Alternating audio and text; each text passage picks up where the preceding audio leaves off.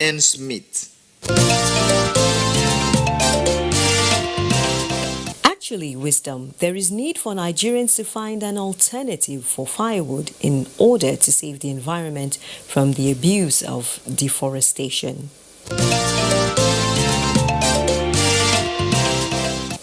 And that concludes the correspondence this week. Thanks for your company, and do join us again next week on another edition. Remember to follow our Twitter handle at FUOLUANTA Correspondence. Don't forget to use the hashtag whenever you make a comment or ask a question. And always remember to comply with COVID-19 guidelines wherever you go. Take responsibility and stay safe. Bye for now.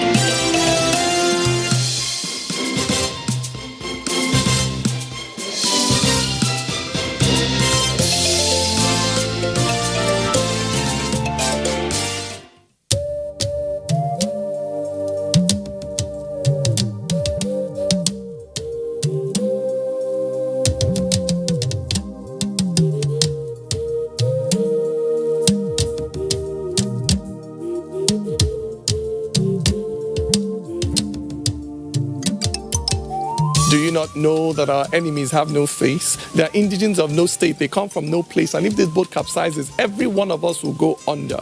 So when the drums sound, let everybody answer. Do not say, I am the Iroko when the forest is burning. Do not say, I am the Obeche when the forest is burning. Our differences will not stop us from perishing together. So when the drums sound, let everybody answer.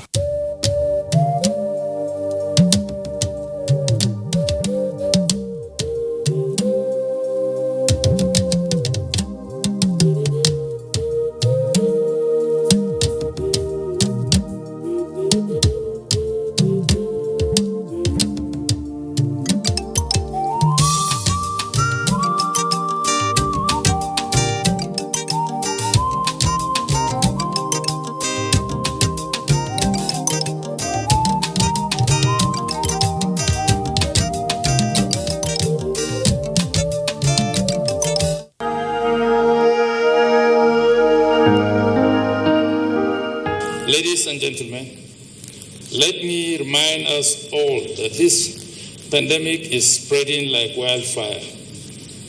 We must all arise to fight this potent and invisible common enemy by adhering to the guidelines and protocols for COVID-19, which includes personal hygiene, social distancing. We must wear masks in public places, obeying the stay-at-home order, and reporting unusual illness to the authorities for investigation.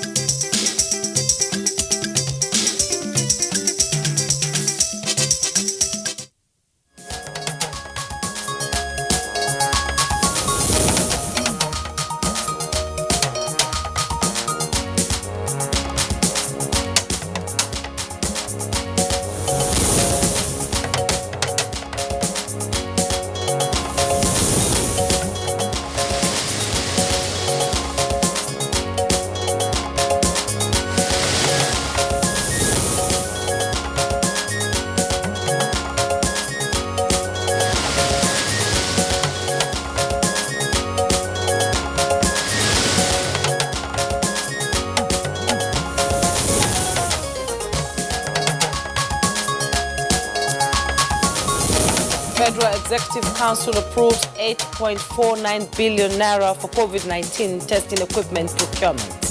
So we are procuring testing materials right from the sample materials to other kits for diagnostics in our laboratory systems.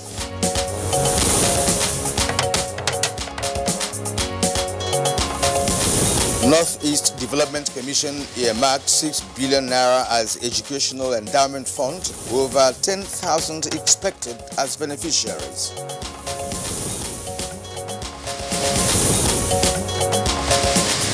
Federal Road Safety Corps reads Riot Act to container-laden truck drivers.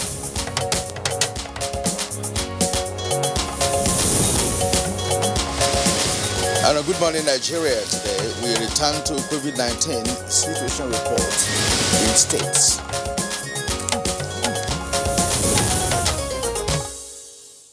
Knowing that science and data work hand in hand, recent figures indicate that Nigeria had conducted 42% tests in July than the previous months, such that positivity rate got a decrease in some cases for most places of watch.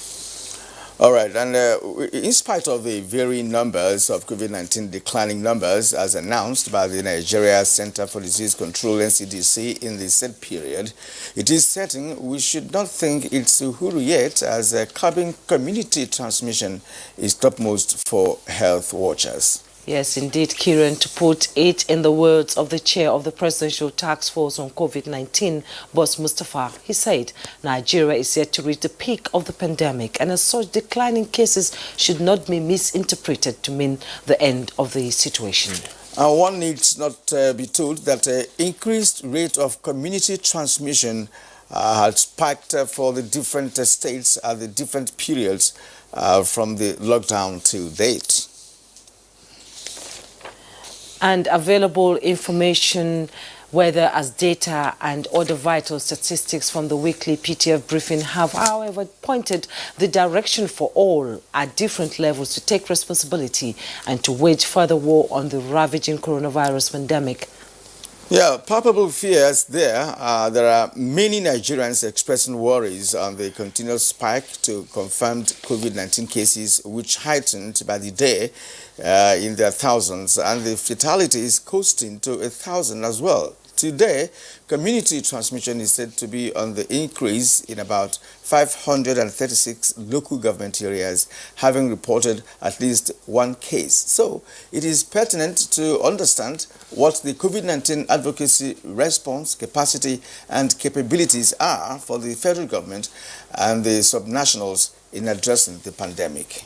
Okay, now with Mr. President approving the retention of the current phase of the national response for another 4 weeks, tweaking guidelines here and there, it is expedient as well to understand how the states will be committing to boosting their response to the fight against COVID-19. These and more issues will form the thrust of our conversation today as we examine situation reports from states. I am Jomo Yusuf. Welcome you to the program. And I'm Kieran Umar. Many thanks for joining us this morning. We are reaching you live as usual on the network service of the NTA, and we will likewise bring you our usual complimentary segments that will include the newspaper review, business news, and others. For now, let's join Degun Lawyer to bring us the morning news. Dennis, it's good to see you. You too, Kieran. Good morning, and good morning, Jume. Good morning, Nigeria. Here is the morning news. Far-reaching measures have been taken by the federal government towards repositioning the nation's mining sector in furtherance of efforts at diversifying the economy for sustainable national development. Consequently, the National Security Advisor has been directed to coordinate targeted operations against illegal mining activities nationwide, while states and local governments have been warned to desist from illegal mining taxation. Information and Culture Minister Lai Mohammed made this known while briefing newsmen on resolutions of the Federal Executive Council meeting. Advisor to facilitate the erection of central magazines. These are special, storage facilities across the geopolitical zones of the country for mining purposes. Storage of explosive in the military barracks in some parts of the country is grossly unsafe, and the establishment of a control and command center for remote monitoring of such explosives. And the Federal Executive Council has approved 8.49 billion naira for the procurement of necessary equipment for the testing of coronavirus, which is aimed at controlling and containing community spread of the global pandemic in the country. Minister of Health Osage Ihanyere disclosed this while briefing newsmen after the meeting of the council presided over by President Muhammadu Buhari. The council also approved a national gender action plan. We are procuring testing materials right from sample materials to other kits for diagnostics in our laboratory systems to be able to respond properly to the community transmission phase. We have already made plans to have at least one sample collection site in every local government, minimum of 774, and these resources will be necessary to go around the 774 local government areas to ensure that persons in rural areas or small towns are not excluded. Meanwhile, the Nigeria Center for Disease Control has confirmed 453 new cases of COVID-19 in Nigeria. The new cases recorded from 16 states indicates that Lagos has the highest number of new infections with 113, followed by the FCT with 72. Next is Plateau with 59 new cases. Others are Enugu recording 55, Kaduna 38, Ondo 32, Osun 26, while Ebonyi has 20 cases and Ogun 9. Delta recorded 8 new cases, Borno 7, Akwa Ibom 6. Bauchi, Kano and Ekiti have 1 new case each. Nigeria now has 47,743 confirmed cases, out of which 33,943 have been successfully treated and discharged, as the death toll now stands at 956. The Revenue Mobilization Allocation and Fiscal Commission has called for more development of the gas infrastructure with a view to harnessing more revenue from the sector to the Federation account. The chairman of the council, Elias Mbam, who gave this indication via a recent release in Abuja, noted the potential of gas to revenue generation is enormous and needs to be properly exploited. According to Mbam, the continuous flaring of gas in the country is not in the best interest of the nation, noting that there are health hazards posed to oil-producing communities. He says flared gas in Nigeria could be converted and channeled to the economy, where more than 2 million people could be employed in power generation. He believes that the sector could be a safe haven for the country, while projecting that Nigeria could generate more than $1 billion annually.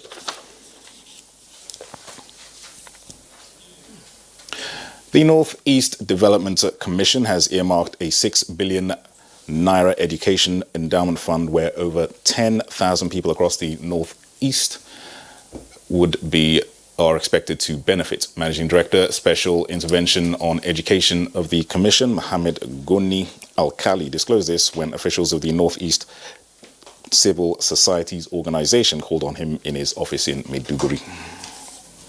Pursuing the commission, we have agreed that any project is done in local government is done by the local people there.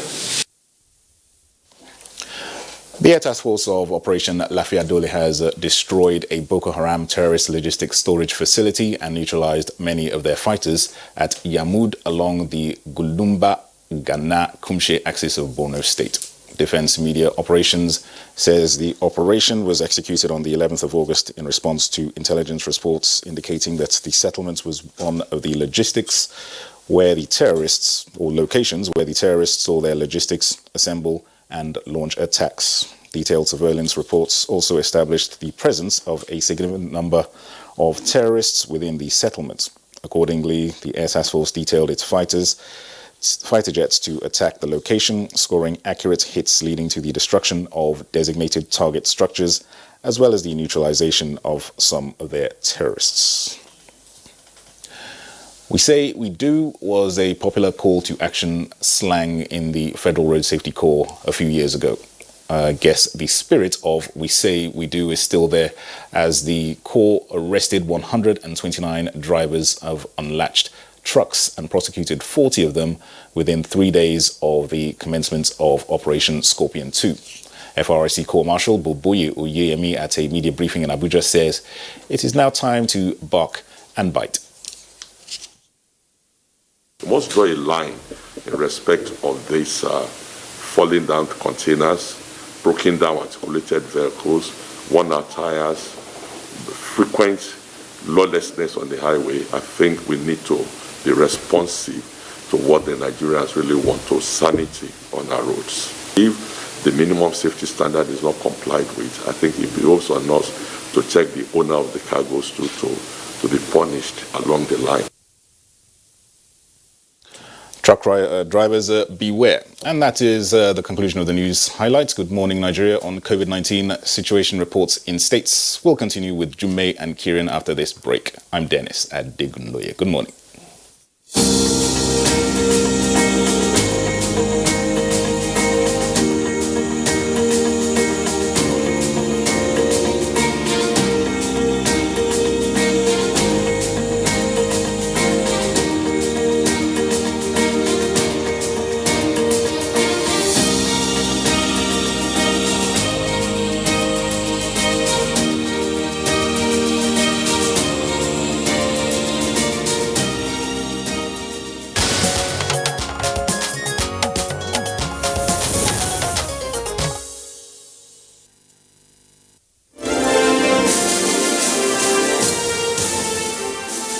Advertising your goods and services on the right channel gives you an edge over your competitors. NTA News 24 has all the platforms for your target audience. The station is on DSTV channel 419, GoTV channel 46, StarTimes channel 101, and Free TV channel 703.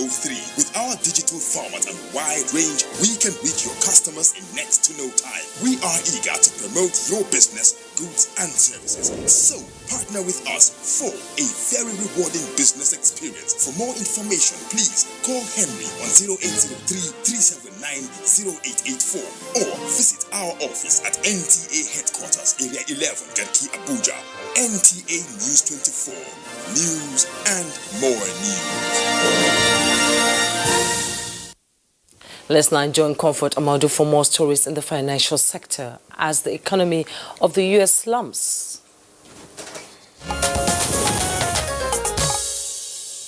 Trading activities on the floor of the Nigerian Stock Exchange maintained a positive posture as investors gained 134.47 billion naira and the all-share index firming up by 1.04% to close at 25,141.48 basis points.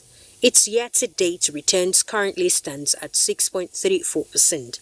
Market breadth closed positive as Seplat led 18 gainers, as against 10 losers, topped by Champion to boost market turnover, with the U.S. economy shrinking by 20.4% in the second quarter of the year. Asian stock markets are also facing the same challenge, whether it's the Shanghai Index or the Nikkei 225 in Japan. The same story. Oil prices moved high on Wednesday as inventories of crude fell more than analysts had expected, boosting hopes that fuel demand can overcome the coronavirus pandemic.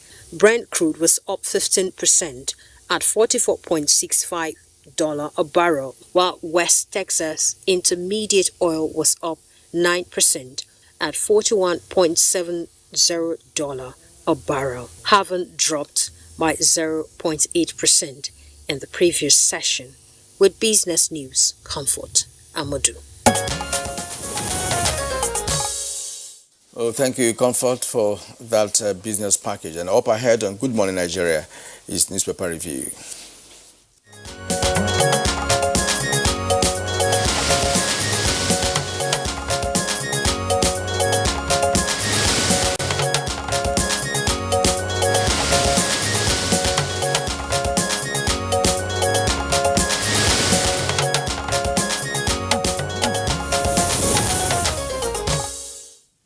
And our newspaper reviewer, Bayo Chobi, is in the studio. Good morning, Bayo. Good morning, Jumai. See you. Good morning, Keria. Yeah, good morning, Nigeria. Again today. Thank You're you. welcome. Thank you. Okay, let's start with the Punch newspaper. Above the nameplate of the Punch newspaper, experts fear downturn in Nigeria as UK enters recession. That's on page 24. Allow responsible Nigerians to carry AK-47 others. That's according to Otom. He tells the federal government, Otom, of course, is the governor of Benue State. Army probes alleged soldiers' involvement in illegal fishing and trading is on page 8. Now, we will impeach Obaseki if he flouts laws. Edo State Assembly faction boasts. That's on page 2. The lead story on the Punch newspaper this morning: APC interim panel battles against time. Party to shift convention. It has 3 riders to that. Committee to meet next week. Yet to begin reconciliation. Defunct NWC members grumble over lack of consultation. PGF DG Rights Committee seeks another NEC meeting. And of course, the picture, the photograph, the Punch newspaper actually showing arrival of 94 out of 150 stranded or trafficked Nigerian girls in Lebanon at the Murtala Mohammed International Airport. You can see them in a jubilation mood after returning to Nigeria. Now, Abuja Isolation Center remains short over lack of bed spaces. It's on page 8. Ex-U.S. envoy to Nigeria, Carrington, dies at 90. It's on page 11. Now, send old generation out of power, Obasanjo tells you. That's on page 14. Police arraigned driver, vehicle owner in Kaduna, is on page 11. And then Kano Sharia Court orders 60-year-old rapist stoned to death. That's on page 7. Bauchi uncovers 369 dead pensioners, workers on payroll. That's on page 7. And next on the review is the Daily Trust newspaper, and just below the masthead, just like Kieran read in that paper, squeeze older generation out of power. That's coming from former President Obasanjo. He's telling the youth of Nigeria. You find that story on page 8. Magu challenges Salami's panel, alleges rights violation. That story you find on page 32. Sanusi proceeds to Oxford University as visiting scholar. That's the former emir of Kano. You find that story on page 7. The bold headlines from the Daily Trust newspaper: COVID-19 hits 586 local government area. Quite an alarming figure there with rider. Experts blame citizens' non-compliance to guidelines. FEC approves 8.49 billion naira for test kits. Health workers strengthen strike over welfare. And the picture story you see there, members of the Petroleum and National Gas Senior Staff Association Pengerson protest over non-payment of their 3-month salary in Abuja yesterday. And at the bottom plate of the Daily Trust newspaper, DSS grills Melafia over Boko Haram allegation. That story you find on page 6. Kano, rape. Kano court sentences 60-year-old man to death by stoning. Well, that's all we have on from the Daily Trust newspaper bio. Thank you, Jumai. Well, let's start with the story about COVID-19. It is very alarming that community transmission is now involving 586 of our 774 local government areas. Nice. That level of transmission should be very worrying. It means that it has almost permeated all the 774 local government areas in the country. As at yesterday, the data shows that we had 553 new cases in 16 states. Death toll has now, yesterday we had about, I think 6 it was. We now have 956 Nigerians that have died. So far, our data shows that we have had 47,743 of our compatriots that have fallen victim of COVID-19. And yesterday, in the determination to ensure that the war against COVID-19 is waged, the Federal Executive Council approved 8.49 billion for procurement of various testing materials for NCDC. You recall that when COVID-19 arrived in February, we had only about 3 test centers. Yes. As at the last count, we have got to about 58, and the Presidential Task Force is targeting having testing centers, at least 1 per local government area, 774. And that means that everywhere will be empowered, and therefore testing can be taken closely to the rural communities. Meanwhile, the story that Kirian read earlier on, 94 Nigerian girls stranded in Lebanon have arrived home. They are now to be in self-isolation for 14 days. It may be recalled that there was an early alarm about 150 of them that were stranded in Lebanon. Nigeria Diaspora Commission, the embassy here, Lebanon embassy in Nigeria, and its counterpart in Lebanon, all work together to ensure that they have been put in one same place. Now they are to be evacuated in batches. The first batch arrived on August 12th. The second batch is due to arrive on August 14th. There has been some conflicting report coming from University of Lagos. The Governing Council of the University of Lagos announced a new Vice-Chancellor in Professor Omololu Soyombo.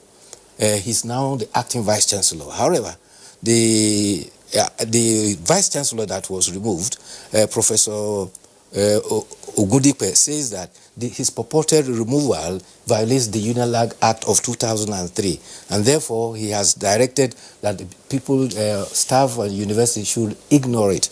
But the registrar, who is also the secretary to the council, says that he is secretary to the council and he's confirming that Professor Ogudipe has been removed, and he alleges that the Vice-Chancellor was removed based on investigation of serious acts of wrongdoing, misconduct, and financial recklessness and abuse of office. Meanwhile, the university community seems to be confused. The Senate lecturers and non-academic staff said they do not understand the position because the Vice-Chancellor is said to have been removed. There's an acting VC, but the Vice-Chancellor that has been removed said they should ignore it. He is still in charge.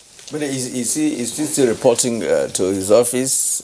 Incidentally, he's not even in Lagos. I think he issued a press statement in Abuja, But who has denying the that power refuting his removal. to remove a Vice-Chancellor? The Governing Council. The Governing Council of the University. And the registrar says that he is the secretary of the Governing Council, and for the minutes of the meeting, the Vice-Chancellor stands removed, and an acting VC has been appointed. In fact, can that be done without the knowledge of the government? The president is the visitor of every federal university, but the day-to-day affairs of the university is determined by the Governing Council. Okay. All right. The issue of COVID-19 permeating the local government area is one aspect of what you analyze that is quite touchy, because if that happens, it does mean that this is just the beginning of the spread of this virus in Nigeria. We're considering the council areas where we're talking about. Some are in remote areas, and then that's where we have aged Nigerians, who may have underlying illnesses and what have you. And of course, for Nigeria to have sufficient test kits that could go around the 774 council areas in Nigeria is another challenge, right? So I don't know if the statistics is right. Then it does mean that we have to really get prepared for a serious fight against COVID-19, because community transmission is the highest level of transmission you can get. And part of the reason why we're getting this is because in local government areas, people are still carrying out their social activities, festivities, weddings, burial ceremonies, and what have you, without recourse to the protocol, COVID-19 protocol. So it happens even in my area, right, and the localities, and one wonders why the local government administration will allow such activities to be going on, even masquerading and all manner of festivities are still going on in the hinterland. You recall really need attitudinal change towards COVID-19. Yes, you recall that the Presidential Task Force has said that there's need for state government and local government to ensure that responsibility is assumed down to the grassroots level. The danger here is that there had been the assumption that it is a big man disease. It is the traveler's disease. But the disease is now here with us. The community transmission has permeated from the cities now to the rural areas, especially that we now have 586 local government areas. That is the danger signal, and the earlier we heeded it, the better for us. The virus doesn't move. We move the virus. We move the virus, yes. So now this issue of Kano Sharia court ordering 6-year-old rapist to be stoned to death. Sharia courts is a secular court. Sharia law obtains in some northern states, 12 northern states of the country. And earlier on, there was somebody who was found guilty of blasphemy. And in the context of Sharia law, the punishment there is death. And this one too, the punishment for rape, according to the Sharia prescription, is stoning to death. However, there will be hue and cry because there is a general atmosphere about revulsion, about capital punishment for whatever punishment, for whatever offense now. Ironically, just some couple of weeks ago, Nigerians were reacting to increase in the rate of rape, and many were even calling for death penalties. It's because of the grievousness of the rape that is becoming so rampant. But the idea of capital punishment for any offense whatsoever is being frowned out the world over. And therefore, you will see a lot of reactions about it. But according to the Sharia, those pronouncements are within the context of that law. Okay, let's now quickly go to the editorial, and it's coming from the Punch newspaper, and it's talking about beyond World Bank $500 million for Nigerian girl child education. I'm just going to read a little out of it. A fresh attention has been drawn to the urgent need to redress the despairing state of girl child education and, by extension, the miserable living condition in northern Nigeria. This followed the launch by the World Bank of a credit facility to improve secondary education opportunities and empowerment for adolescent girls in targeted areas. The beneficiary states are Kano, Kebbi, Kaduna, Katsina, Borno, and Plateau. Only Ekiti State in the southwest is outside the northern region. Yes, say you educate a woman, you educate a nation. Yes, indeed. The fund is $500 million, and it's meant for girl child empowerment as in the regards of education for 6 states in northern state and 1 in southwest. And going by the data, the figures are very alarming. Out of about 1.5 to 13.2 million children out of school, a higher percentage of them are the girl child. Yeah. And like you said, if you educate a child, you educate a nation. A mother is a better mother when she is educated, because she will impact on her children and her family. And the society at large. And therefore, what the editorial is happening on is that we should make governments, particularly in the concerned states and all over Nigeria, should ensure that there is a deliberate policy to encourage the girl child education. And they recommend 3-pronged approach, that they should prohibit withdrawal of girl child from school, they should encourage their enrollment, and especially instances where the girl child education is interrupted for marriage should be stemmed. That will go a long way to empowering the girl child. And the editorial is recommending that we should emulate Egypt. Egypt has a vision 2030, and they intend to reach a zero ignorance or illiteracy level for all its citizens. And we should adopt such a policy for the girl child. And so we should not forget the adolescent boys. You will recall that in the era when they started nomadic education, there was a deliberate attempt to look at certain parts of the country where young boys, rather than go to school, were inclined towards apprenticeship only. And eventually, they become very big businessmen, but they were illiterate. And so need to employ educated people. Thank you very much. So there is a need to also not to forget the adolescent boys, looking for the adolescent girls. All right, Bayo, we would like to thank you for the analysis.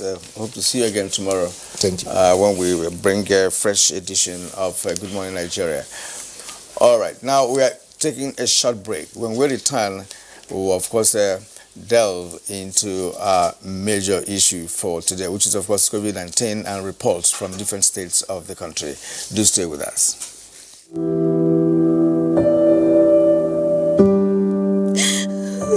She cries. She cries in anguish and in pain.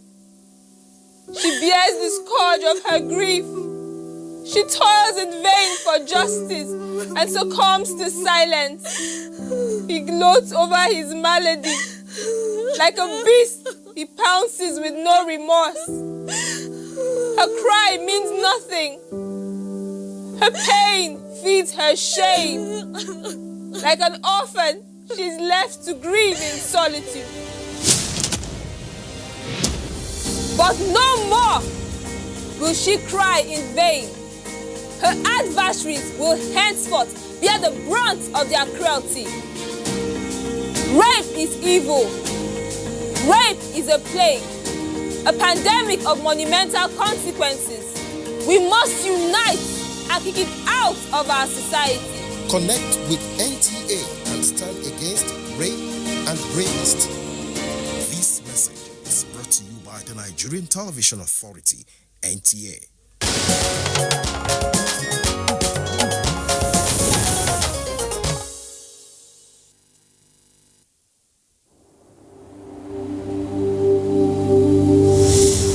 For now, the best and most efficient way to avoid getting infected is through regular hygienic and sanitary practices, as well as social distancing. As individuals, we remain the greatest weapon to fight this pandemic. By washing our hands regularly with clean water and soap, disinfecting frequently used surfaces and areas, coughing into a tissue or elbow, and strictly adhering to infection prevention control measures in health facilities, we can contain this virus.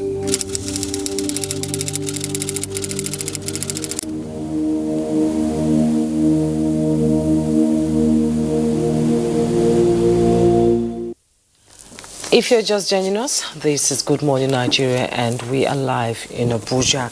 We're taking a look at situation from 2 states and the FCT today. And as a prompt for our conversation, Aisha Uba Ali put together this excerpt of views from our editor's outlook with some other states. Take a listen.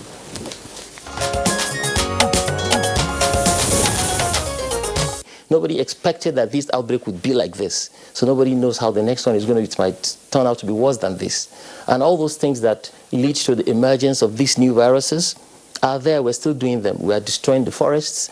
We are, intruding into the ecosystem of animals. We're increasing the interface, between humans and animals that leads to this interspecies jump.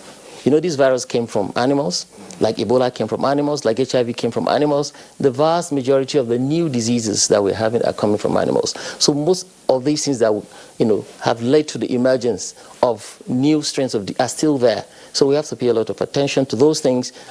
One was labeled in accordance with the patient's data, and the other one as if a patient was coming from another state. It will interest you to know that the woman from Kogi State tested positive, while the other one was negative. But the same test from the same woman. Then the 4th and 5th patients, for weeks now, I have personally made calls to directors in Gadwa Laboratory, one of the NCDC controlled laboratory. They have refused to give us, other than names of those patients, the identity of these patients. All right. On condition that the patients declined. Right from the time we started having Lassa fever in 2005 in Ebonyi State, we didn't have much intervention.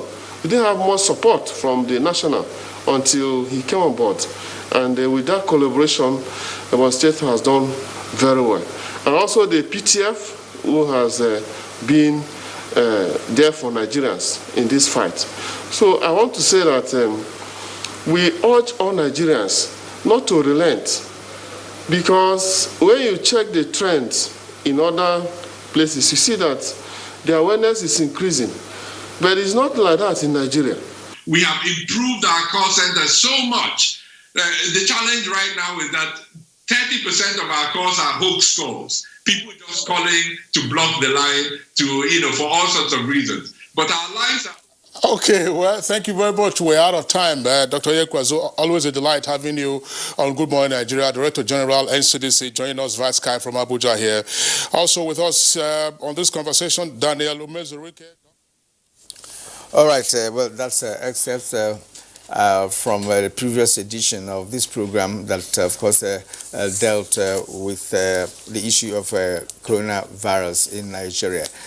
For today's edition, let's welcome to the program and of course in our studio here in Abuja, Executive Governor of Plateau State, Simon Lalong. Your Excellency, you're welcome to the program.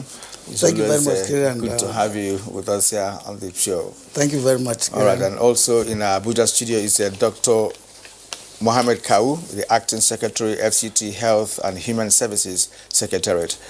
You're welcome to the program. Thank you, Kieran. Yeah. So also joining us from our Ibadan studio is the Oyo State Commissioner for Health, Dr. Bashir Bello. You're welcome to Good Morning Nigeria. And joining the conversation too is consultant clinical microbiologist, Lagos University Teaching Hospital and senior lecturer, University of Lagos, Dr. Rita Oladele. She's joining us via Skype from Lagos. It's a pleasure to have you on the program. Thank you very much. All right, ladies and gentlemen, it's a delight to have you this morning on Good Morning Nigeria, and we are focusing on a very, very important issue, of course, that has to do with our health, which is COVID-19. And I would like us to begin by, of course, taking on the governor of Plateau State for a while. In recent weeks now, there's been a spike in COVID-19 records in Plateau State. Yes. And could you just give us an idea of what might be the reason for this, and of course what you have been doing to stem the tide? Well, thank you very much. For us in Plateau, we will not be surprised, because when you get a spike like this, it also depends on the number of tests that you are doing in your state. You recall that I'm not only talking about Plateau, I was also talking about the northern states. At a point, I was shouting every time for federal government and the NCDC to improve on testing capacity for the north, especially when we had a very serious case in Kano. And most of them were going about all the parts of the north. Our case in Plateau came from Kano. And we took a proactive action. And immediately, all we needed was enough testing capacity. And in Plateau, the first, I think, apart from FCT, the first thing I did was to make a case for the MVRI laboratory. And it's one of the best in the country and even in Africa. But it was left like that. And so immediately attention was given to it. And we had the first testing area around that side, which served our interest. The north, part of the north, the Bauchi, Gombe, Adamawa, all coming there to do testing. Now, in respect to the capacity, or in respect to the numbers that you are seeing today, in Plateau State, so far, we've had a total of over 20,000 testing. And out of it, we have outstanding cases of 3,000 plus awaiting results. The problem we're having now is that instead of immediate results, we don't get the immediate results. Sometimes they release 1,000 plus. And out of 1,000 plus, you expect that you will get up to 100 cases. 100 cases. So apart from the NVRI, we also have two additional now. We have the Plateau State laboratory testing. We have Jos University Teaching Hospital testing. And for that, as far as I'm concerned, I felt it's not enough, because we at the Northern Governors Forum made a case, and now we've procured mobile testing vehicles, which we're expecting very soon. I'm sure of this week or next week we'll have them, so that this testing capacity will also improve. In each of the states, I think the maximum we got was 3 per state. Some states ordered for 2, but all of them, about 25 of them are coming. And when they come, we'll get into, because we're at the stage of community transmission. And when you get to community transmission, you expect a lot of cases coming out. But for me, in Plateau State, why I say I'm very comfortable, I'm not worried about the number, is because I look at the number of deaths. Now, when you look at the high number and look at the number of deaths, you also know that it is well controlled. The better you get the statistics, you get the data for your people who are sick, is more important for you, so that you now have a plan to address the issues. So we have the number. It is also part of our testing capacity, 1,000. Out of every 1,000, you have also expect that you have a percentage of up to 20 or 30 people. Yesterday, I just saw 59. Now the 59 is out of what? Because what we do in the state, the minimum test number that we have is 500. 500 in a day. So to me, we are even second to Lagos in terms of management now. I should think that Plateau is second to Lagos. So we are trying to do that. And within the last month and this month, what I did was when few of my commissioners were tested, my chief of staff tested positive, and 2 commissioners. I said, all the commissioners. I went back for a test myself with all my family, and all of us were negative again. But what I did, I now called the head of service. I said, look, go and test all the civil servants. So what we have done now is compulsory, all civil servants. Even before federal did it, we had done it in Plateau. We are already 2 weeks before I saw it at the federal. It's now compulsory in Plateau State for civil servants to go for tests. We started from departments to departments, and each of the departments will get, sometimes we get a few number. So, and what we did to address, because if we were going to put them in isolation centers, our isolation centers will not be enough. So we now went to taking the other protocol from NCDC, that is the home treatment. So a lot of them are at the home treatment, are doing the home treatment, and it's very successful. So you don't have many people, number of fatalities, but you have control people, and you see civil servants now rushing to come in a queue that they want to be tested. And through that, we now use the community, we use community leaders, we use traditional rulers to go back to the villages, to the nooks and corners of the villages, to also transmit the information, sensitize people, because I had also argued for involvement of the National Orientation Agency. I said that is supposed to be their work at a national level. Let them come to complement. We will complement them through also the states, and so that they will carry this to the rural areas. And I'm expecting as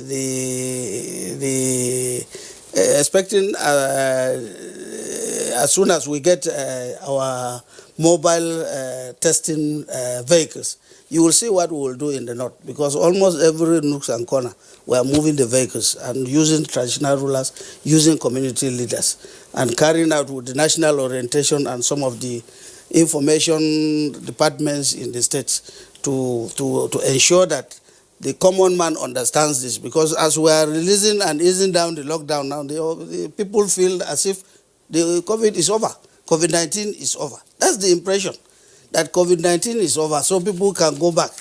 But the purpose of our easing the lockdown, I'm a member of the Ease Down Committee, the 5 governors that advise the president, and together with PTF every week to advise the PTF. Yes, we did that. We gave advice for Ease Down, because we know that COVID-19 is going to be with us for a while. Yes. Mrs. came here. It was killing people. But at the time, when people followed the protocol, they will tell you go to hospital, and they say, no, go isolate yourself at home. Don't allow yourself to mingle with your family. And today, we are not talking of Mrs. We are not talking of Mrs. But my thinking is that we should not joke with COVID-19. Yes. Because we should carry it the way we move polio.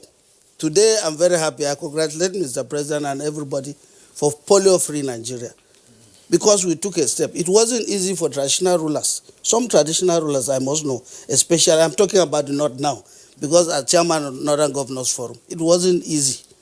But at the end of the day, some of them sacrificed their positions, they sacrificed their lives, and today we are polio-free. Now let's take it the way we took polio. Let us not think that COVID-19 is going, because sometimes it will go, sometimes it will move, and up to today, we've not found a vaccine for it. We don't know what will happen. They say it is cold. I'm worried because I live in the coldest part of Nigeria, in Plateau State. People say perhaps they are seeing number because of the cold in Jos, because Jos now is very cold. It's quite cold. So I'm also planning on that. I say if it is cold, we'll find a way of addressing it, because I don't want my coal.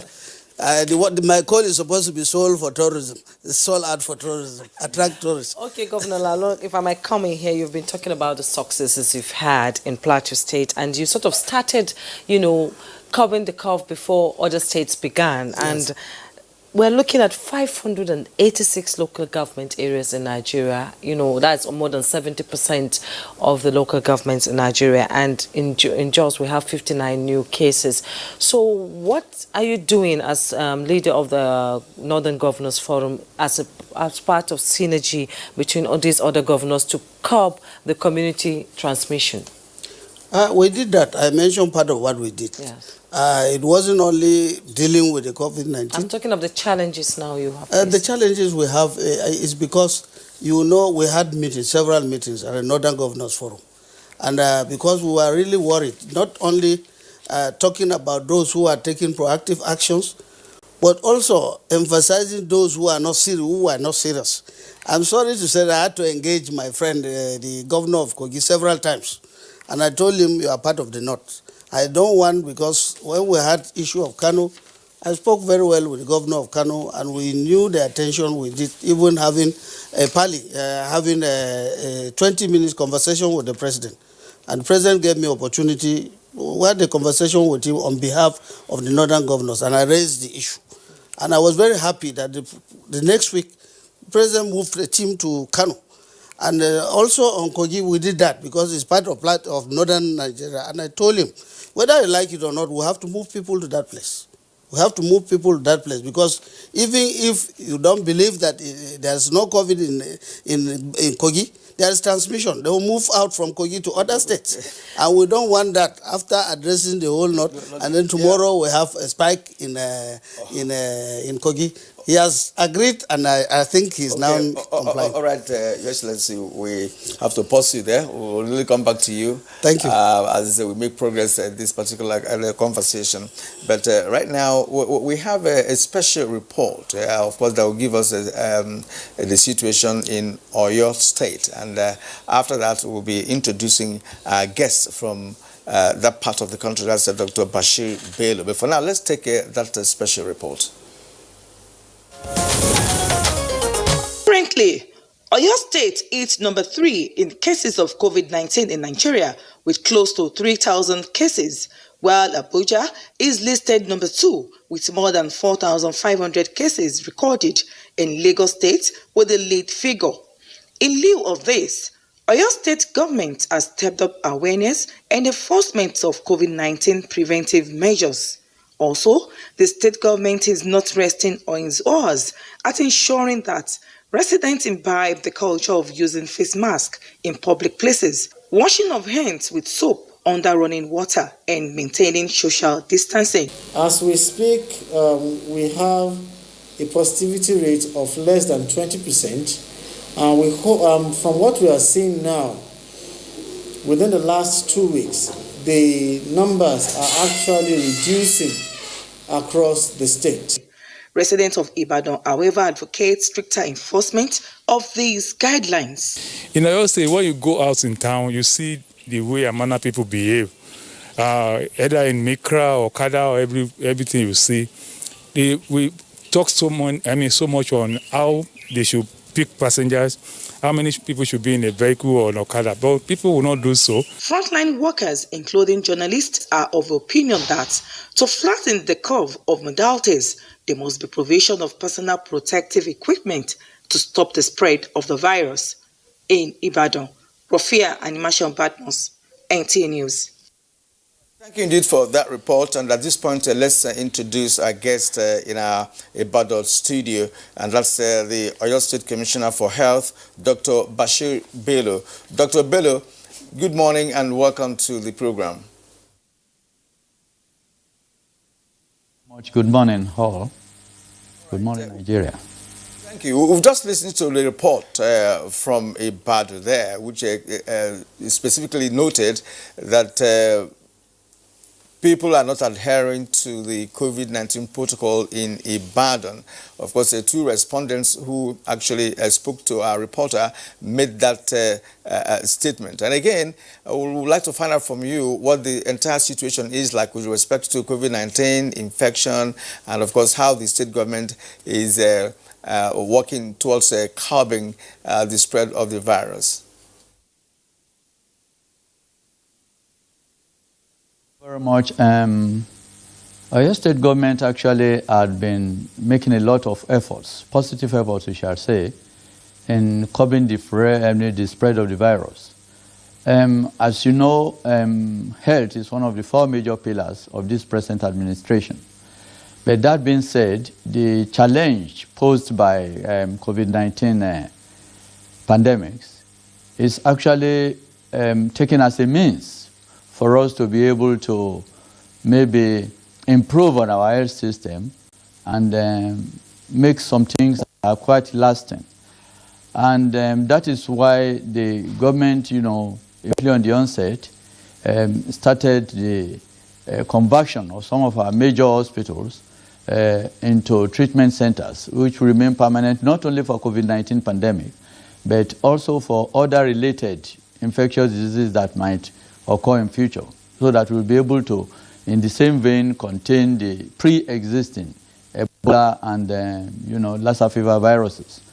Viral diseases, as we know, particularly this one, is something that, as I've been earlier said, that we are going to live up with. The only thing is for us to find a means to either flatten the curve or rather lower it in its entirety. Meanwhile, in Oyo State, the main factor we're having, and which the Chief Press Secretary to the state, who is also the risk communication coordinator, is on the community non-compliance. You see, no matter how you go about it, government is doing all it could, within our best capacity to inform the public. But you see, the tendency is for an individual, although people are now believing that it is no longer an elite disease, but all the same, they are considering the economic aspect. For example, if we talk of safe distancing in motor cars, in taxis, and particularly Okada people, they hardly will believe it is something real. But with the upset of our communications, because we know our Honorable Commissioner for Information, who is also a member of the COVID-19 task force, had gone to all the interlands. He has also involved all the obas and natural rulers to be able to speak to our people in the very language they understand, so that, with interjection of proverbs, so that the thing will be conveyed to them. Some of them have been yielding, some have been leaving it, but I think the effort is, what are the people themselves doing to save their own lives? They need to complement the efforts of the government. Meanwhile, in Oyo State, particularly in our isolation centers, we thank God we've not had any case of death reported in any of the 4 isolation centers that are currently operational. Other centers are being prepared. Yesterday, His Excellency was on a visit to see the level of preparation and construction of or the conversion of the new center at the Lautech Teaching Hospital Complex. He has also visited some other centers to know the level of preparedness, and we believe that Professor Longe, being the coordinator of all our isolation centers, is getting the Shaki Isolation Center and Treatment Center ready and will be operational in a few weeks, given all the mandate. Readily now in Oyo State, we have the Olodo, that is the Infectious Disease Treatment and Research Center at Olodo functional. The Agbami Center, both at Ibadan, also functional. We have the Awe Isolation Center too, which is readily functional. And nearing completion are the Igbora centers, Shaki Isolation Center, as well as the Lautech Hospital Teaching Center. Meanwhile, in Oyo State, we are experiencing a sort of control. As I've mentioned earlier, we thank God there have been no form of deaths in any of our isolation centers. This is due to the managerial skills, the treatment skills, because what we do is that after a comprehensive assessment of our patients, the inpatients, we go on proper management of each case. And then freely, the government provides a very standard, robust nutritional level. That is foods given free of charge, thrice daily, you know, with all related medication, depending on the intensity of each case. Because the center even has a high dependency center as well as an intensive care unit. And all these inpatients have regular exercise. So, in fact, you know, talking of our confirmed cases, that is of about 2 days ago, I'm not in control of the statistics up to yesterday night because we were away with His Excellency outside Ibadan. But we had a total of about 2,825 confirmed cases, while active cases are about 1,373, with a total of about 1,420 cases recovered, fully recovered. We have roughly about 27 new cases per day, and I've said earlier the positivity rate that is being recorded now is somewhat below 20%. And this is due to the fact that we are actually spreading to community testing levels so that we know the impact, the epidemicity of the disease. And I think by and large, we have recorded up till recently about 31 deaths. That is the latest figure. But none of these deaths had actually been in the isolation centers. So, so far so good. That is a brief summary of the situation in Oyo State today. We thank God for the cooperation of our COVID-19 task force headed by His Excellency, the Executive Governor of Oyo State. One thing we must credit him for is that for whatever is needed, you know, being an emergency situation, money is being immediately released, and these are being directed to the proper places to be able to curb the disease. Is always along with the team because Oyo State COVID-19 task force stands on a basic tripod. That is the scientific facts, that is professional technical group as it is, the data, that is the evidence-based data that is on ground as far as Oyo State is concerned. Then we juxtapose this with logic, that is the third factor, that is the third leg of the tripod. So all these factors are the things we combine together that has made the management scale a little bit worth credit. Dr. Bello, if I might comment there, you know, you've been reeling out all these numbers of positive cases, you know, some of them discharged. I cannot understand the concept that there has been no death recorded in Oyo State. That is in the isolation centers. We have 31 deaths recorded totally in Oyo State, you know, in different other centers that are related. And most of these, as I've told you, are due to comorbidities, you know, pre-existing diseases that COVID-19 just came, you know, to, you know, rather camp on a rather low immunity defense system. So those are in some other centers, you know, but not those that we are taking in, you know, in our isolation centers in Oyo State. We'll come back to you in the course of the program. Let's now join Dr. Muhammad Kawu, Acting Secretary, FCT Health and Human Services Secretariat. Abuja is always at the top of the list. What's going on with all the precaution measures taken? Not always. Lagos, sometimes Plateau.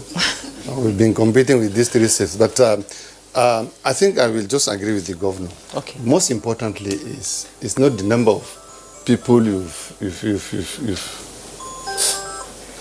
not the number of people that you get positive that's important. Yeah. It's how many people did you test.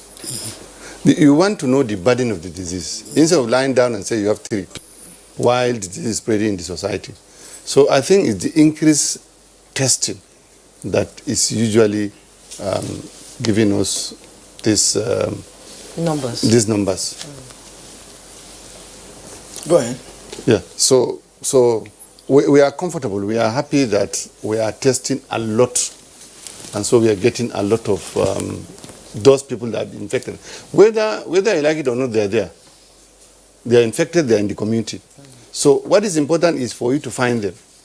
So if you test, you find them. If you don't test, you have lower number, and the disease continues to spread. So number is not the issue. Okay, as the community transmission continues to go higher every time, and what is the level of compliance in Abuja? At times you just think nobody is really caring whether COVID-19 can kill. It's true, and it's sad. Of all the information going on, the social mobilization, and involving the traditional, the community leaders, people still don't believe or are careless. And I like what the Oyo State Commissioner said. Whatever government does, if the people don't take personal responsibility, we're going to have a problem. And I don't know why people still believe it's an elitist disease. I can tell you, when you go to the suburb, you find that as if nothing is happening. Despite the radio jingles, there is no station that does not carry this message continuously. If you open any TV station, radio station, that's what you hear. But people still don't believe these things. So I think we need to do more in terms of enlightening people, and probably we'll continue to do what we've been doing. I mean, we go around the treatment centers and take pictures of people that have been on oxygen, people that are on admission. Because sometimes they believe that if you say people are having COVID, why are we not seeing them like what we see abroad? That's what happens. So we need to, I think His Excellency needs to work with his governor colleagues. We should take pictures in all the isolation centers, especially those on oxygen, and be showing people that, look, what is happening abroad is also happening in this country. We are lucky, yes, the death rate is much, much lower, but the people that are infected, I told you I was infected, and I was on admission. While I was on admission, we had 6 patients that were oxygen dependent for about 7-8 days. And so it's real, Yeah. Well, it's really unfortunate that many Nigerians are living in denial, even with all the messages being read out on radio and television about this. And I have personally moved around Abuja and discovered that even the simple face mask that we should wear, people don't wear that, even in marketplaces. That is bad.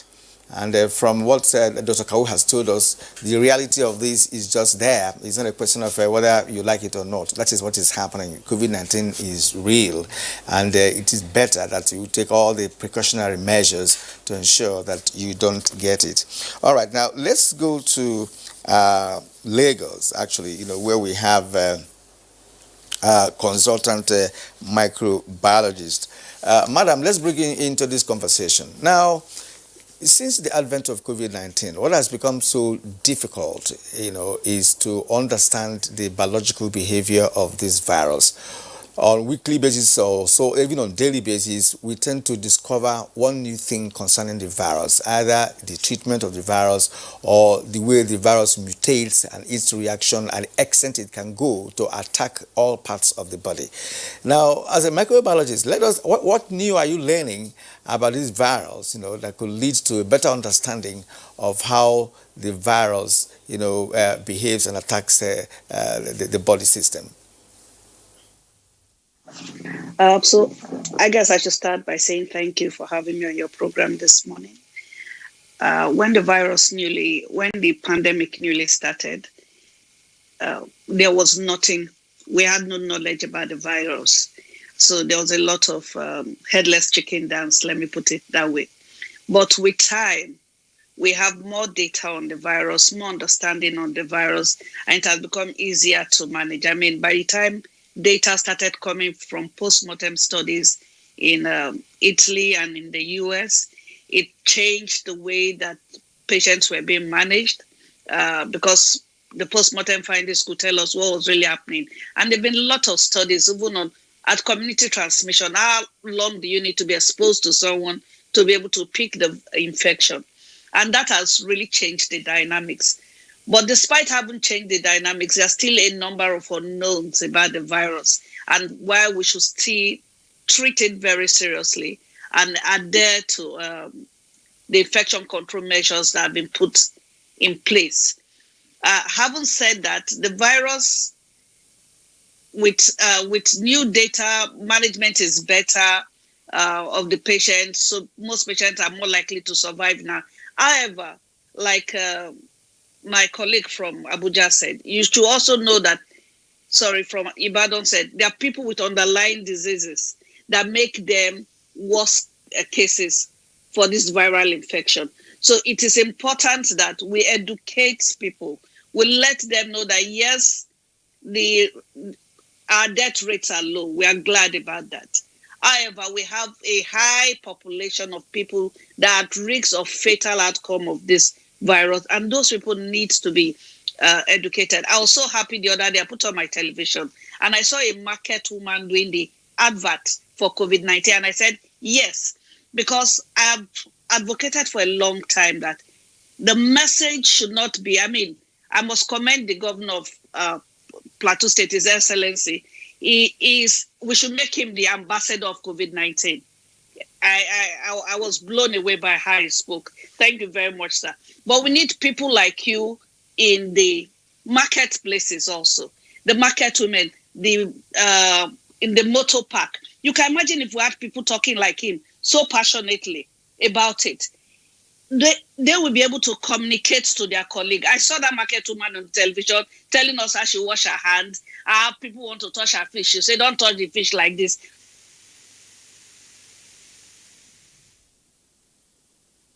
Okay, Dr. Rita, we've lost your signal. We'll get back to you when it improves. We'll now come back to His Excellency, Plateau State Governor. We're talking about resumption of schools. Students will be going back to school to write their exams.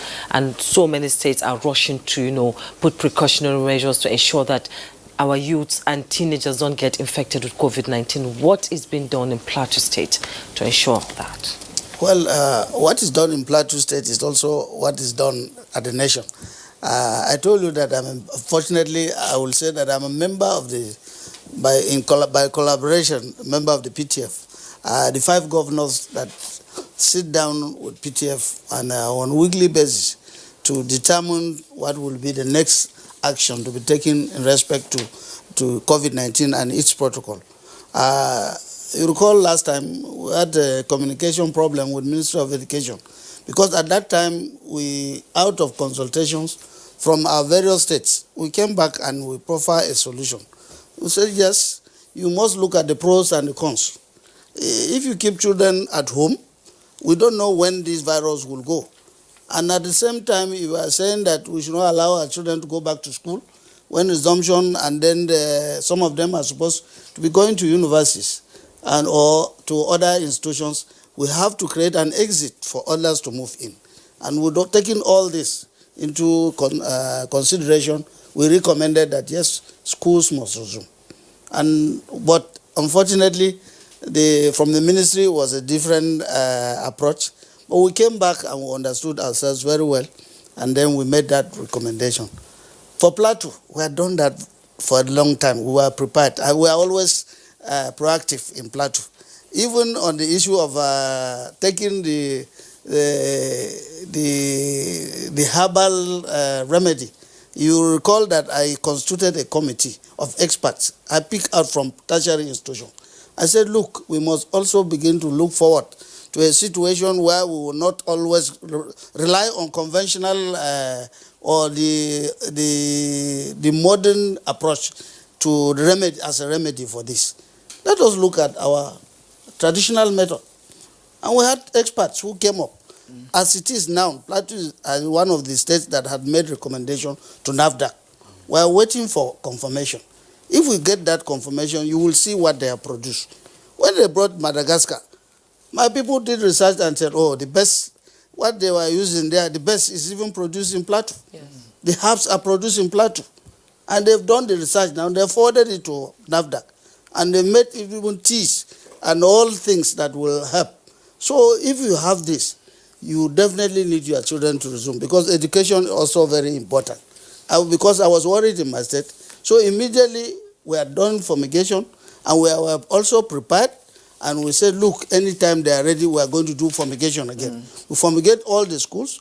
We bought, we had consultations with stakeholders in the education industry, and they made the recommendation. What we do is that we leave them to own the process. Just like we do for security, we leave the people to own the process, because we have daily, weekly meetings with stakeholders. I'm the chairman of COVID-19 in my state. I am the chairman, because that tells you how serious we are about it. I the chairman, and in my absence, I delegate the secretary to the government. All of us are very busy. He's the one taking my place. And then in terms of palliatives, I made the deputy governor the chairman. So if no, you can't say even during COVID, we were sleeping. All of us were very busy. So this recommendation about school reopening came from Plateau. Part of it came from Plateau. So now our students have resumed. So we've done all the tests. We asked them, by the time they get there, there is confirmation of tests, and then we put in also some medical facilities within the schools, and to get attention on weekly basis. What will happen? We have a network system.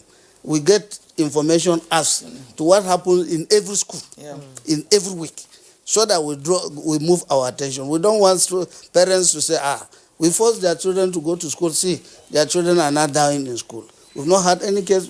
The children were also very happy when they resume. So we are doing that to monitor the effect of the resumption, and that will also help us to make further recommendations about total resumption. That happened to the churches too. You know, the markets and churches, it wasn't easy. The biggest one was even Plateau. When I said I locked them down before we had index case in Plateau. Yes. It wasn't easy. But at the end of the day, they are now pressing me. They say, we knew what you did. So we have to be very productive, as we are saying, not only the leaders, but let us find a way of carrying the community, not only carrying them, let them own it. Let the communities own it. Let them believe that this thing is with us. And we can also be the ones who bring solutions to it. So right, thank you, Excellency. You've spoken well with respect to the issue of schools resumption. Yes. But we're not praying to have experienced what other nations did with respect to opening of schools, because some countries have gone back again to lockdown after trying to experiment, opening of schools. So we're not praying for that here. Yeah. We're hoping that the school authorities and government will be able to manage the situation properly, provide all the necessary facilities, and other tools required to manage what we're doing at the moment in terms of reopening of schools. We've not gotten to the reopening of schools. I mean, we were talking about exiting students who are now in schools in Nigeria. Yes. Now, let's return to Oyo State, where we have Dr. Bashir Bello, the Commissioner for Health. Let us know also what is happening in Oyo. Oyo is one of the states that announced the reopening of schools earlier than many other states. So what has the state been able to do to ensure that now that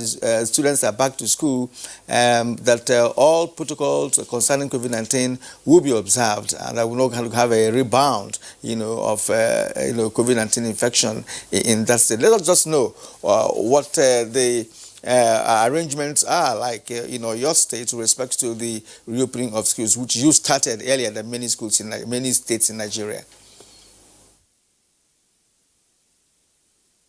For that question.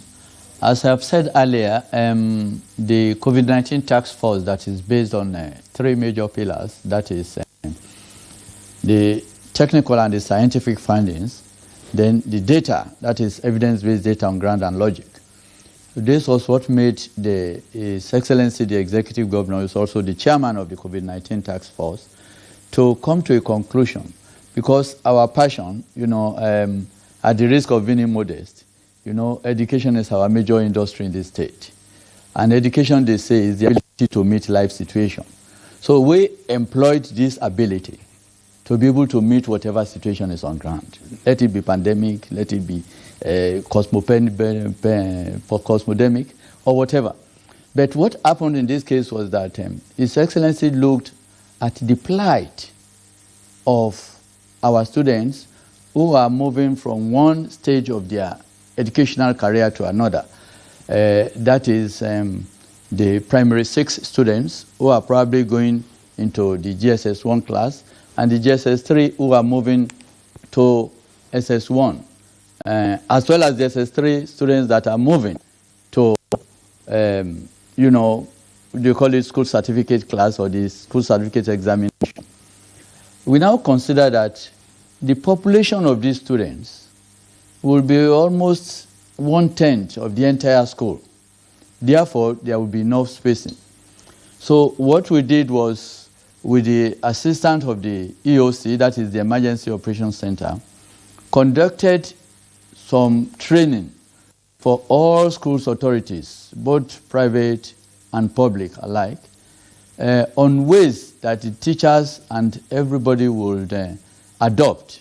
That is the precautionary measures, the preventive measures, as it is stated, that is provision of hand washing facilities, face masks, and whatever. After this training, we allowed the teachers to resume first, about a week ahead of the students. So, and the Ministry of Education is up to the task, always monitoring.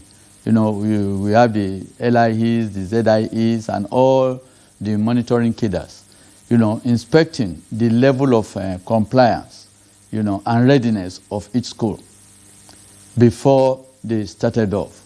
Because we know that, you see, we're talking of a disease which His Excellency, in his wisdom, talking with the technical team at the COVID-19 task force, had come to realize that this disease is going to live with us. Not something we can just get over within a week, a month, or even a year. Let's look at the case of the influenza that came in 1918 and ravaged the whole world. We are still living with influenza till today. But somehow it has been, let us say, arrested to some degree. So that is what we are thinking of this pandemic too. That is this COVID-19 pandemic. So Oyo State had taken the bold step ahead to see. In fact, we were prepared to go ahead with the school certificate along with the other West African nations if they are ready. And if not, you know, at the risk of being immodest again, a state examination board will be formed. That will be at that standard too. Because those who had taught them to that standard to be able to do the examination can as well examine them to consider them, you know, school cert qualified. So those had been the things on ground, you know, that should in case. But thanks to God, the PTF saw the need to take a different step. And you see, we call it a pace setter state. We are not being modest. So we had to, you know, with the involvement of the technical group, because fortunately, you know, that cannot be denied, you know, being the first center of Western medical education, the first center of Western, you know, tertiary education. So we have the brains, which we assembled to get the work done. That is briefly what has been in Oyo State till moment. Thank you very much. Dr. Bashir Ballo, thank you. We now join Dr. Rita Oladile in Lagos as a microbiologist. Where we've been hearing of vaccines being, you know, produced in some countries. The latest one is Russia, and the Plateau State governor talked about what they are doing in Plateau State to, you know, bring out a sort of vaccine or something for the people living there. What, as a microbiologist, do you think there's any possibility that before the end of the year we might get something like that in Nigeria, a vaccine sort of for COVID-19 patients? Well, thank you. So production of a vaccine is not such a straightforward act, because you must have clinical trials. If only try that in animals and then in humans, and you need to document likely side effects, adverse effects. Before the outbreak of this COVID-19, vaccines were things that took years to develop because you don't want to, you want to be able to document any possible adverse effect, short-term, long-term. However, with the advent of COVID-19 and the rush to get a vaccine out, a lot of trials have been ongoing, and so far there have not been any reports of adverse effect, although we do not have published data out there, clearly published data out there to document that, because the periods have been short. So to say we'll get a vaccine before the end of this year, I don't think that is likely. More like next year. I don't know about the vaccine development in Jos, and I don't know if they've started clinical trials. Clinical trials are not a one-stage thing. You have clinical trials going through a first stage, a second stage, a third stage, and then even the data from the trial have to be peer-reviewed and not to be able to say, yes, we are comfortable, this is safe. So we are. I believe we're a long way off. We are not likely to start receiving the vaccine before the end of this year. Dr. Mohammed Kawu spoke about, people not really believing because they don't really see the patients in the hospital. Don't you think if that is done in Nigeria, stigmatization might come into play here? So I do agree with you, but even having said that, don't forget that we also have embraced social media so well. So it depends on how the message is communicated. And then you don't necessarily have to, you have to have the patient's consent. That's another thing. Their consent to be able to be videoed and all. You cannot just do that in a hospital without getting patient consent. That is unethical. And like I said, we could also have people, we can start off destigmatization in quotes of it by people coming up, being able to get people to come out to say, I mean, we have the same thing with HIV infection, okay, plenty of stigmatization. But when you go to places like South Africa, I was amazed. I went to a conference in Amsterdam, the HIV conference, and I saw people wearing T-shirts. I'm HIV positive, I'm proud. I was like, really? I need this in Nigeria. So we can do the same thing for the COVID-19. I mean, it's not a death sentence. Come on. And we can destigmatize it, get people to come out and share. I know we've gotten a number of people to come out and share their their experiences. But we can get people out there in the community to share it and come up with some media storm to destigmatize it. And that way people will be more comfortable to talk about their experiences. And maybe they won't agree that we should show some hospital pictures. But you cannot video people in the hospital without their consent. It's unethical.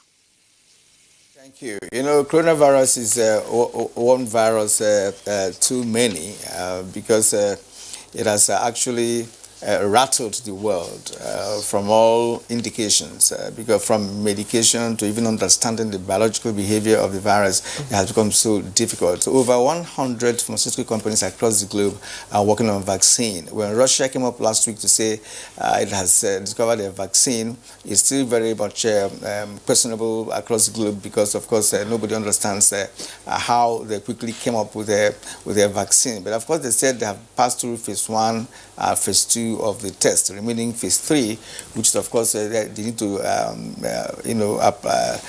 administer that to over 1,000 people for the world to begin to believe in that.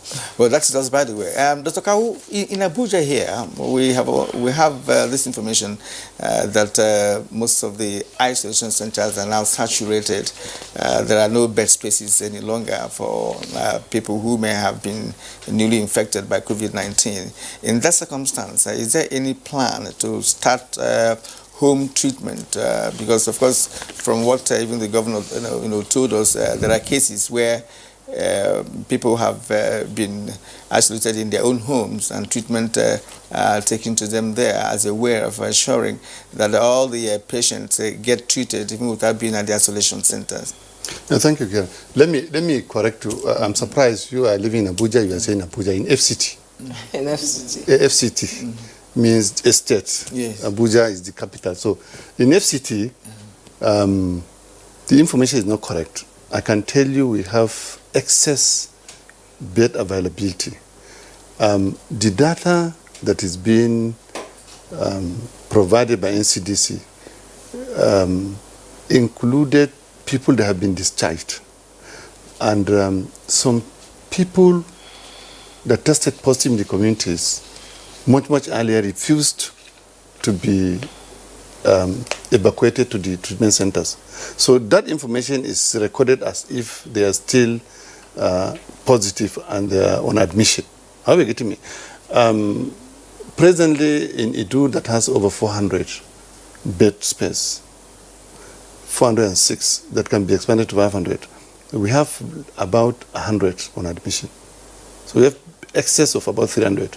This day dome that has over 300 bed capacity, we have in excess of 200. There are less than 100 there.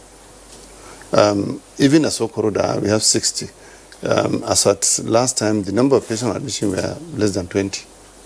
But as it is, I agree with everybody that we may not be able to take everybody that's infected to the treatment center. Because the report this morning on newspaper, we got a report this morning on newspaper about the FCT situation with respect to bed spaces at the isolation centers. I'm telling you what is on ground. Okay. I don't know why the newspaper got this information, but I can tell you we have, as of now, we have excess bed capacity. But it's because we have not been able to carry everybody whose result is positive to the treatment center. Because of some other things. And that we have started home management for the past 3 weeks in FCT. Okay. I have a family friend that they were living in their house, 9 of them are positive. They are presently treated at their home. We have set up teams that interact with them, in some instances visit them, give them medications free of charge, and tell them what to do. Give them thermometers to be monitoring their temperatures. Are you getting me? So a lot are being treated at home. And I think this is the best way to go. The asymptomatic and mild symptoms can comfortably be treated at home. The government does not have the resources to move every infected patient to the treatment center. You feed them free, you provide toiletries, you provide water, you provide drugs. It's not possible. So NCDC has turned up the home-based treatment protocol. We have sat down in FCT and we have adopted it and we are using it. So that is what is happening. And I think that's the way to go, really. Okay. Yes. All right, Excellency, the Governor of Plateau State. Let me ask you this. From all indications, it would appear that COVID-19 is not leaving soon. If you look at the statistics globally, people being infected on a daily basis, even in the developed world, you discover that it is on the increase on a daily basis, which leaves us with the fact that this pandemic may last for the next 2, 3, 4 years before it can be finally, annihilated. Right. So now going forward, how because you are directly involved in the management, of this pandemic in your state and even in the northern part of the country, what do you think we should be doing, in terms of long-term plan that we should be doing? We are talking about students not fully back. Of course, what we have are just existing students. The universities are not in session, and in fact, even religious activities are not in full swing yet. Now, what would we be thinking as a nation going forward? What can we do to ensure that we live with this virus, still ensure that all activities are in place?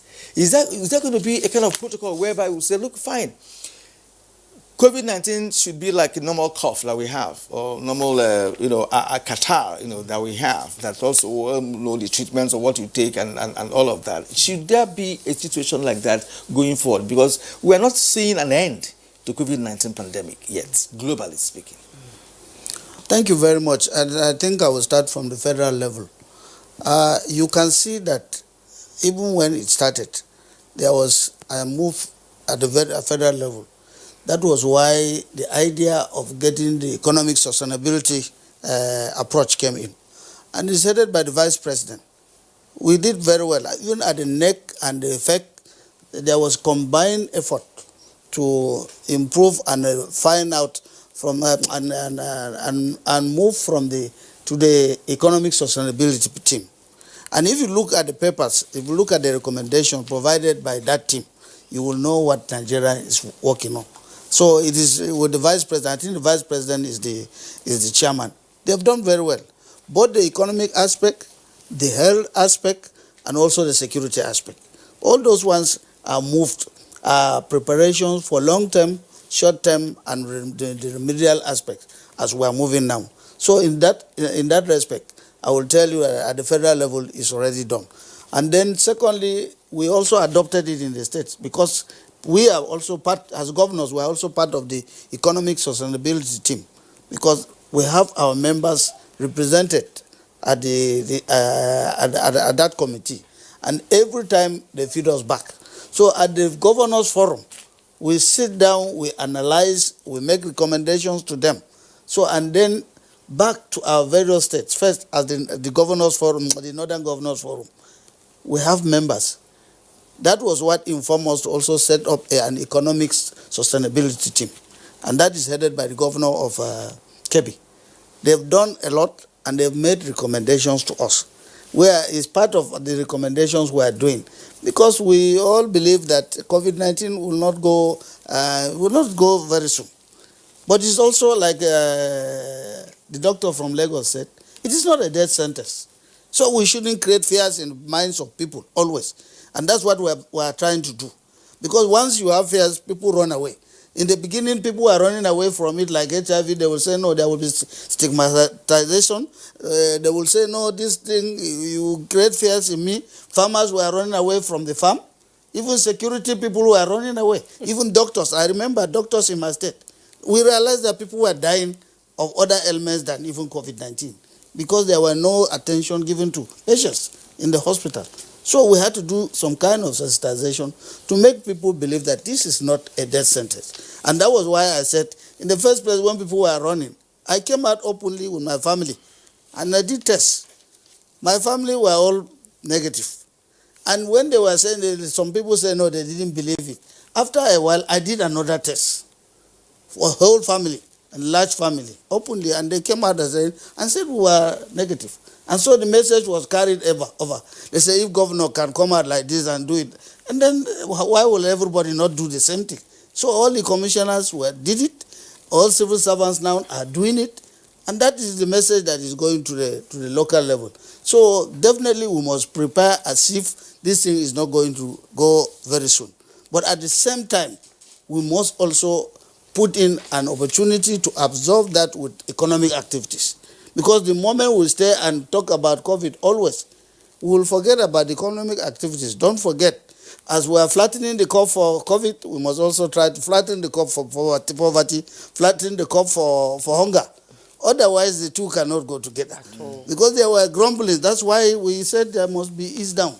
We did the ease down to allow people to do some economic activities. In most of the states, like in my state, that time our revenue dropped down. The revenue dropped down.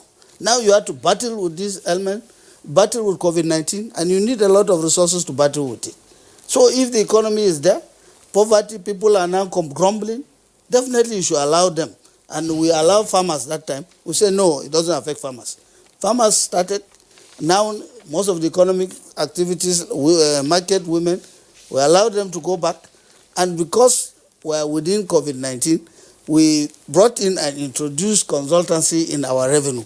Surprisingly, when other states are crying that they are within COVID-19, their revenue is not moving. In my state, my revenue has jacked up.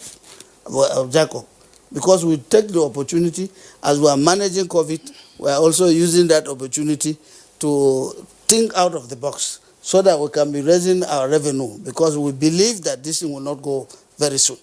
And so if we allow it and to have a dead state, then we will not have capacity to fight the COVID.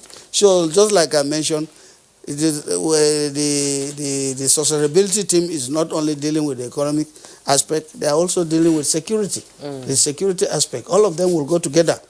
You recall that when people were locked down, so many, the statistics also came out from the security, that so many kind of, the people are beginning to use that opportunity, unfortunately, to develop different kind of crimes.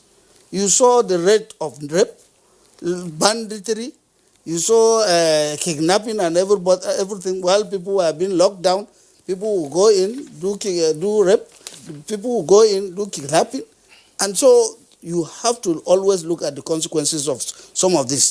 So let the virus not be a hindrance to other activities. So that is what we're going to talk more about security in Plateau State and the other parts of Nigeria when we come back. But we need to take a break now. We've been discussing COVID-19 and situation in states, and we have a number of tweets that came in. We'll look at them when we return. We'll take a break now. Don't go away. As a strong immune system increases the chances of victims surviving COVID-19. A corruption-free society creates opportunities for citizens to thrive and prosper. Build your immunity. Stop corruption now. Report all acts of corruption to ICPC on this toll-free number 0800 2255 4272. This message is brought to you by ICPC and NTA.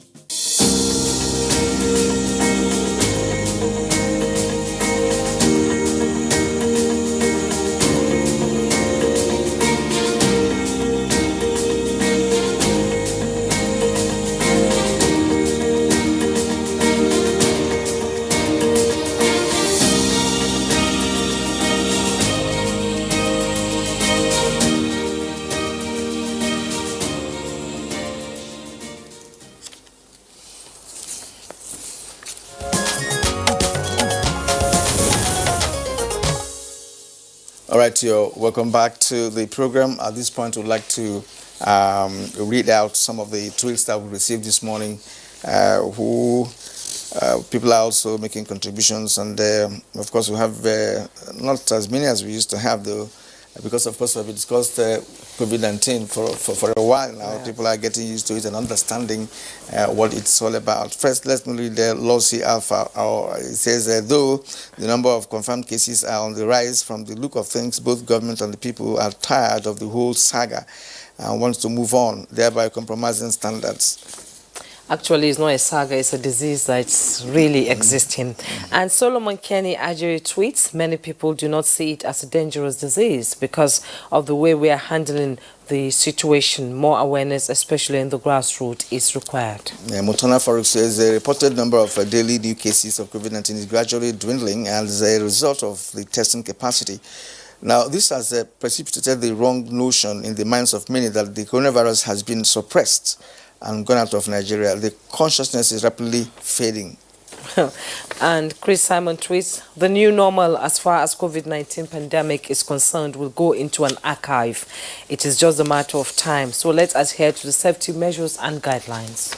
Diligent Solomon says, from statistics, 8 states, including Lagos, Federal Capital Territory, Oyo, Edo, Delta, Kano, Rivers, and Ogun, are majorly responsible for the 70% of the cases recorded in Nigeria. As citizens, we must not be tired in complying with the COVID-19 preventive guidelines. He went on and on and on. I think we've taken what substantial all of what he said. Go ahead. And Mike Anyako tweets, real. Though economy is not at its best, but lives matter most. Regulatory agencies should be on top of their duties in this respect, as well as various levels of government, traditional institutions, NGO, faith organizations, and so on and so forth. From Festus, it says there is no evidence that face masks are effective in school setting.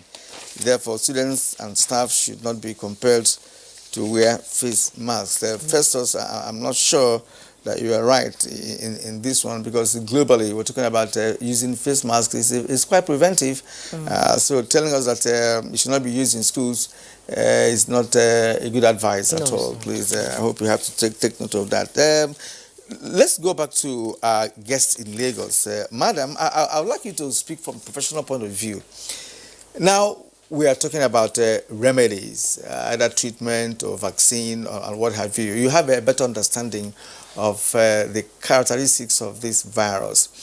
Do you think that Nigerian professionals, like those who are, either virologists or those who are really concerned with the development of vaccines or any kind of medication, can really team up together and let us set, let us start Nigerian version of, discovery of treatment or vaccine. From Plateau State, of course, we had the governor, what he said about what some individuals had been able to do. Is it a possibility for such persons to come together, carry out research into this virus and see whether we can have homegrown remedy, whether it's treatment or preventive? Is it a possibility? If it is possible, what would you advise government to do in this direction? Thank you for that. So it is more than a possibility, if I could use that word. We do have a number of researchers that have already started working in that field. And they are having some very good data coming out. We'll soon see a number of publications coming out from Nigeria towards that. I do know that there's a lot of work going on that. And I totally agree with you. I wish they could all come together and combine their efforts because, they will have greater input that way. But most importantly, they need government support. If government can fund this research is expensive. If government can fund this research, it will be beautiful for Nigeria to be able to bring out the first vaccine from Africa. But we need funding support. Research is not cheap. And there are we have a lot of excellent minds working within this country. And there are a lot of very, very robust research protocols out there. They are enviable, I'm sure, very enviable. We have a number of renowned researchers within this country working in the field of virology that will be able to develop a vaccine. And I'm even sure they have started animal models of it. It's just going forward to go on to clinical trials. But those things cost lots of money, and they need. We should stop looking out to the outside world to fund this research. If our government can support it, it will be beautiful. I'm sure Nigeria will be able to develop a vaccine very easily. We have the capability. We might not have the full infrastructures for it, but we do have the capability. Some excellent researchers within this country. Okay, thank you so much. Okay, Governor Lalo, you want to contribute? Yes, I think in respect to that, what even prompted our approach in Plateau was because we made a recommendation to PTF. And PTF also made that recommendation to the federal government, to Mr. President, and Mr. President accepted. He had put in a research fund of about 50 billion. It is with the CBN under TED fund. So that is to encourage our local researchers. And the possibility that if they begin to, because I agree with her, that government will always need to start intervention. It will start from the state, like we did in my state. We started with the state. What about accessibility? How do researchers access the fund? No, they have produced the protocol for it. That's why we've applied even to TED fund now. We've applied to CBN to TED fund. We started from Plateau State. We put in a lot of money. I think we put in almost about 10 to 15 million as a start. And so they were all encouraged. They started, and when they produced some of them, they now forwarded it, and they've applied to TED fund. There is, what I'm saying, confirming, I know, as a matter of fact, that there are funds placed by PTF now with the CBN and is managed by TED fund. And so the process is there. We're telling Nigerians that if you have opportunity to do that, you process it. If you go to CBN or through the PTF, they will tell you how to apply. You make the process and you get the funds. Because we must also try to look out of the box. We'll think out of the box if we have to manage not only COVID-19, but other diseases that will come in. Okay, thank you so much, Governor Lalo. Let's go back to Dr. Bashir Bello. You've been... Okay, you want to respond to the governor's comment? So, yes, please. So, okay. I'm fully aware about the TED fund, but, sir, research is not that cheap. You're talking about clinical trials. AstraZeneca that developed a vaccine from UK, and which is still in testing stage, has spent some millions of pounds in that. The same thing with Pfizer. Now, the TED Fund grant says it's a cap at 50 million naira. So I know that we might not have that. We do have those kind of resources just to turn them in the right direction. That's my take. I mean, you work within the government, so you might have a different take.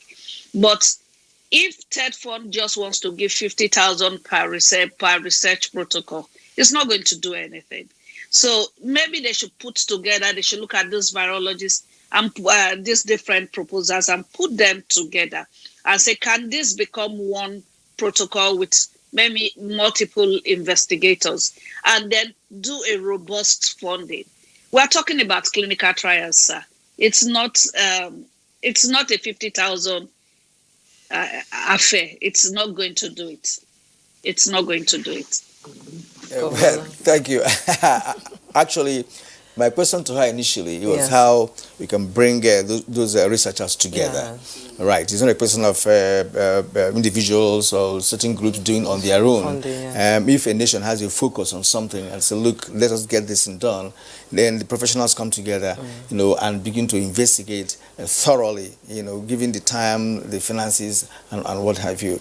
All right. So let me ask you this question. Where we understand that Plateau State is going to host the NAFES 2020, and how prepared is Plateau State? And in the face of COVID-19, how possible is it for you to now host such an event that will bring people together? Well, the event was supposed to come in, I think, sometimes last March or April. It was scheduled for, we scheduled it for March or April. I agreed last year to host the NAFES, and then COVID-19 came in. So when COVID-19 came in, and with the protocols, I now brought it back to them. I said, you know that it's not possible to host this now within that time. We shifted it. So as I'm talking, I also read on the news yesterday that they had a meeting, and they are still insisting that, well, they want to go to Jos. Well, I must tell you that in the last few months, even when COVID was there, Plateau had been a place for people to visit. I saw a lot of traffic in my state. So some of it is how to even control the traffic within COVID-19. So for me... Do you intend to host it by November, going by the present situation on COVID-19? Well, if COVID-19 protocol allows me, I'm ready to host them. I'm ready to host them. They know it that I have put in every measure on ground. I am ready to host them if the protocols will allow me, if they permit me, because I'm also working under not only Plateau protocol, but the federal protocol. This is NAFES. So if they get the license like they're saying, and they are ready, I am ready to host them in Jos. All right, I think we are really winding down this edition of the program. We'll go to Dr. Bashir Bello to get his final thoughts in Ibadan. We've been talking about research, security, going back to school. Ibadan, Oyo State is a hub for research in medicine. So what have you been doing, looking for a possibility of a vaccine for COVID-19 from Ibadan Axis? Very much. You see, that subject actually had been the directive of His Excellency, the Executive Governor of Oyo State, Engineer Seyi Makinde, because he has called on the available expert arms, to be able to look inwards. As we have said earlier, Nigeria has the brains. Nigeria has all what it takes, just as our microbiologist from Lagos has emphasized. All we need is just some inter-institutional collaboration. That is interdisciplinary collaboration. When we're able to assemble all this, because from the virology lab here at the University College Hospital, actually belongs to the College of Medicine, we have people who had helped in several, not only in Nigeria, and curbing pandemics in several other countries in Africa and some parts of the world. Professor Wale Tomori is there. He has been in the forehead to be able to make Nigeria polio-free. And he was a former director of the WHO Regional Center in Africa. When we call on these people, the PTF will just make the best use of them. And then, as my colleague in Lagos has mentioned too, all you need to know is that they'll be given the plenty of funds and then housed in their laboratories with little or no interference politically, and tell them to get the best out for this country. And you can be sure that with all the needs, all the clinical trials, the clinical testings, IMRAT is there.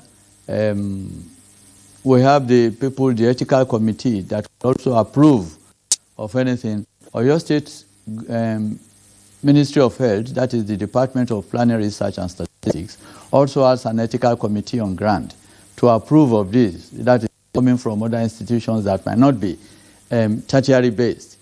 You see, we have the means. We can always get out of it, and we can always get a solution to it, provided. Dr. Bashir Bello, thank you. We have to pause you there. Thank you very much indeed. Back to Abuja here. Dr. Mohammed Kawu, are there any challenges that you face at the FCT here with respect to the curbing of the pandemic? Are you having any challenges of any sort? Yeah, the challenge is resource challenge. It's a big challenge. Excellency knows. The economic indices, IGR is dwindling. You have to do a lot. And it's not only health. So health is taking a lot of the chunk of the resources that's supposed to come. I told you, we have so many centers and we have to admit patients, feed them free, give them free drugs, give IPC, pay health workers. So resource challenge is really a challenge. I'm getting to a level that I'm realizing that you don't envy the excellencies because you have small resources and you have to balance. Yeah. And this is a big challenge, I must say. Okay. Thank you. Okay, Governor Lalo, your closing thoughts before we go. Well, thank you very much. And let me also use the opportunity to thank the COVID group for their palliative, and also to thank them, especially the intervention by the Dangote group, because they have set out some facilities everywhere in most of the states. And the World Bank, because this 1 billion they are sending to each state, most of the states, is going to go a long way in setting up some facilities that will health facilities that will help us in the future. And finally, to also say that yes, to tell Nigerians that COVID-19 is not a death sentence, but I think we should find ways of also understanding that we must live with it, but also apply and also work with the protocols as established by PTF so that safety can be guaranteed. So thank you very much. Okay, thank you so much, Executive Governor of Plateau State, Simon Bako-Lalong. It's been a pleasure having your insight on the program this morning. And we also like to thank Dr. Mohammed Kawu, Acting Secretary, FCT Health and Human Services Secretariat. Thank you so much for coming on Good Morning Nigeria. Dr. Bashir Bello, Oyo State Commissioner for Health, we thank you so much for your input. And Dr. Rita Oladele, clinical microbiologist consultant, Lagos University Teaching Hospital and senior lecturer, University of Lagos. We appreciate your insight into our discussion this morning. Thank you so much. Sports Update is next.